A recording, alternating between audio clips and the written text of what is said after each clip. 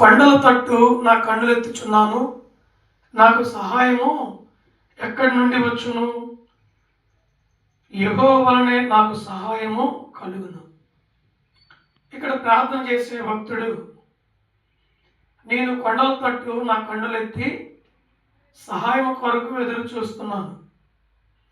పర్వతముల తట్టు కన్నులెత్తి సహాయం కొరకు ఎదురు చూస్తున్నాను. అంటే ఏ మనుషుల ద్వారా వస్తుందా? ఎవరు నాకు సహాయం అందిస్తారా? నాకున్న పరిస్థితి బాగుపడుతుందా అని నేను కొండల వైపు నా కన్నులెత్తి సహాయం కొరకు ఎదురు చూస్తున్నాను. అయితే వాక్యం అంటుంది, నీవు కొండల వైపు, పర్వతాల వైపు, మనుషుల వైపు కన్నులెత్తి చూసినప్పుడు నీకు కొన్ని సమయాల్లో సహాయము దొరకకపోవచ్చు, అందకపోవచ్చు. అయితే యెహోవా వలనే నాకు సహాయము కలుగును అన్నాడు.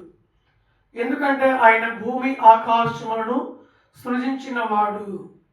ఈ పర్వతాలను, ఈ లోయలను, ఈ ఆకాశ మండలమును, ఈ భూమిని, ఈ సముద్రమును, జలరాశులను, ఇందులో మనుషులను సమస్తము సృజించిన వాడు దేవుడు.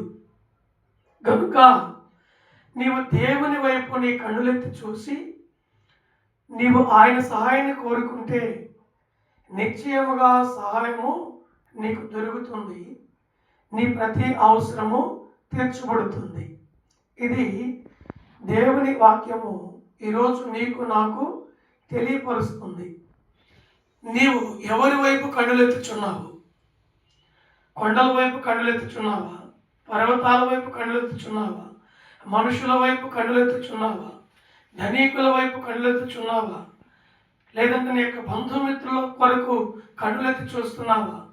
ఇంకా నీ కుటుంబీకులు ఎవరైనా సరే సహాయం అందిస్తారని కన్నులెత్తి చూసి చూసి చూసి చూసి నీ కన్నులు కాయ కాసినంత వరకు చూసి వారి సహాయం కాలను కోరుచున్నావా?